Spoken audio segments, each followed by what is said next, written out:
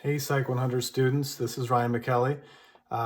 It seems like it's been a lifetime since I last said hello to you at the very beginning of the semester. I know this is certainly not the ideal way to introduce this last unit. I would much rather be in person with you, but I'm going to periodically maybe do some video summaries of the content, try to help you identify the pieces that are most important to learn from.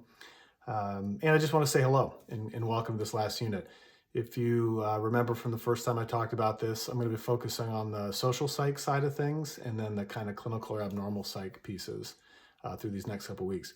I'm going to organize Canvas very similarly to what you're already used to. So you can always count on me providing sketch notes that you can download and either print or just type directly on. I'll do annotated video lectures similar to some of the other professors, particularly Dr. Hyris. I'll have links to videos. I'll try to organize everything in a way that's easy for you to go through and get. I will also hold office hours during class time. So those will be, come if you want. If you got any question about the content, I'll just be hanging out there. I'll give you a link to my WebEx so you could just jump in, just like if you could walk in face-to-face if you wanted to. I'm also available via email. And if you wanted to schedule, kind of a longer check-in than office hours, that'd be fine too.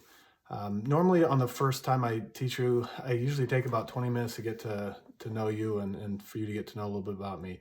I'm not going to do so much of that now because I don't think you want to hang out here forever, listen to me talk. But the one thing I do want to do, I think it's important, particularly when we teach these kind of concepts in psychology, is to understand a little bit where I'm coming from. I mean, this is a big class. There's usually about 400 or 500 of you in it. I'm trained as a clinician, but I think I had mentioned earlier that a lot of my research is in social psychology. And so I always let students know I didn't start life out as a psychologist. Actually started out like a baby, but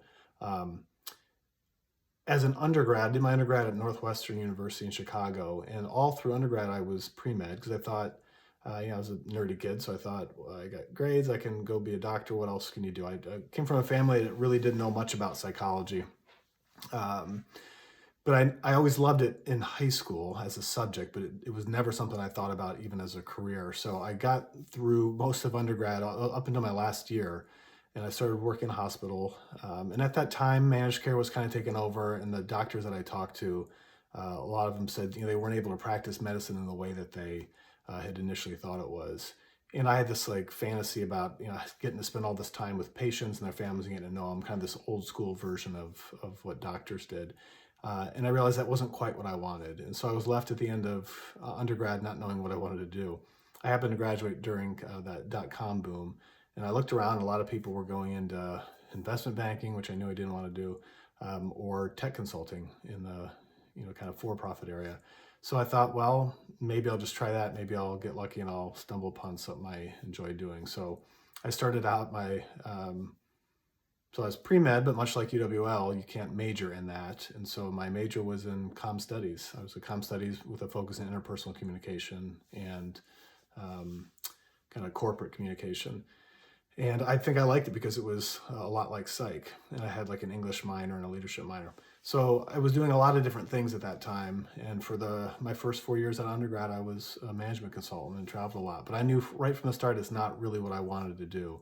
And so I started thinking about other options, and I went back and talked to some of my mentors, and I hope you're establishing relationships with some of your faculty. And I said, how did you figure out what you wanted to do? And they kind of gave me their stories, and I got a nice lucky break and got to teach in a leadership program at Northwestern in the evening. So I was working during the day in Chicago at the time, and I was teaching a small leadership class, and I fell in love with teaching. And I learned that for me to get to do that, as a career, I had to go back to school for quite a while. And then I thought, like, well, what would I want to go into? And again, I always loved psychology, but I'd only taken 2 psych classes in undergrad. So I also stressed that. So most of you are not going to be psych majors. I was not a psych major. So I had to go back as a returning student in the evenings, again in Chicago at Loyola University, and took some of the prereqs that I was going to need to go to graduate school. So here I am. I start graduate school at the University of Texas at Austin after I had spent a year working in Denver and did my applications while I was still working. And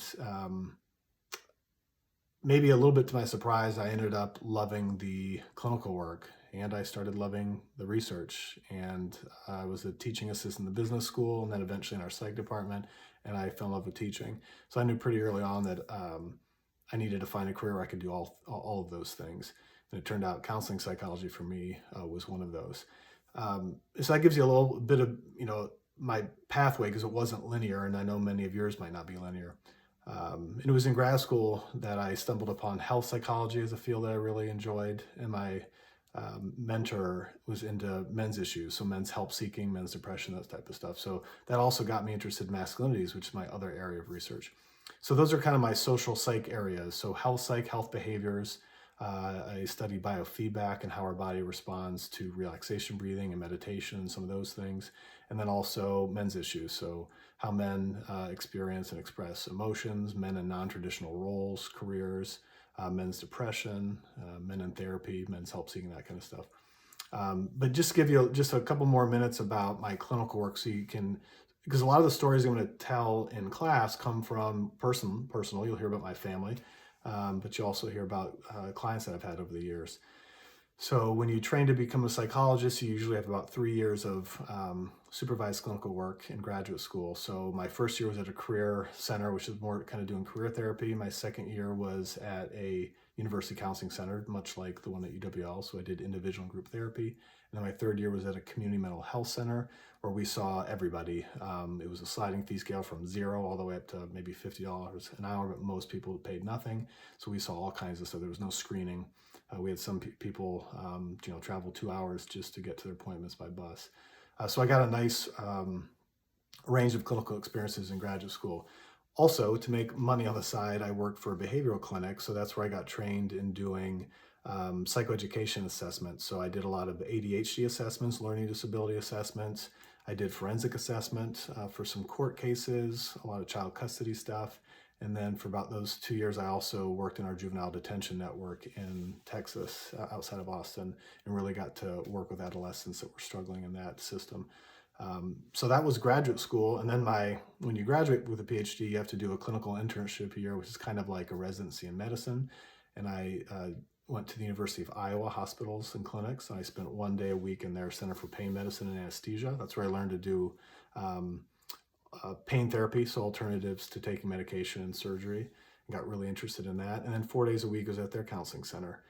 So when a position opened up for a faculty job at UWL, I interviewed there and fell in love with it. I was living in Iowa City at the time. And so I drove back the night after my interview, and I told my wife, I was like, I need to do this. This is the right place to be, because I love teaching. I love the students. I love the questions. And so I've been now at UWL for 12 years, and I'm really glad I did it. And I've been teaching Psych 100 now for, I think, about 6 years or so. I hadn't initially. So that gives you a little bit of sense of my clinical pathways. When I came to UWL, I still used to do clinical work at the Counseling and Testing Center, about 6 to 8 sessions a week.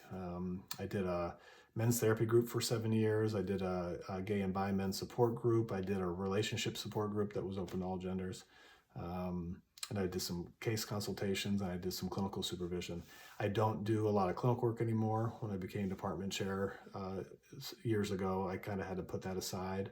But other than that, I do clinical supervision. So I've been working with people who are doing therapy in the La Crosse County jails, both individual and group. And so that's what I've continued doing, just to kind of keep connected to the field. Well, I'll talk more about this as we get into the semester, but I wanted to give you a little bit of a sense of where I'm coming from. And so there's context around some of the clinical pieces. That's probably all for now. I don't want to spend too much of your time more than this. But again, I will try to do some video check-ins just to maybe highlight some of the things that I hope you get from that content. Otherwise, you'll be able to follow along Canvas pretty linearly and make sure you get all that content. There'll be a study guide that you can go off of. I'll even post a previous video of iClicker review sessions that I've done in previous semesters. So I want to make sure that you feel like you've got all the resources you have for Unit 4. Again, I know this isn't ideal. I hope you are all staying healthy and that your families, friends, and loved ones are healthy as well. And if you need anything related to the content, please reach out to me. Otherwise, I will see you as much as I can in these next couple weeks.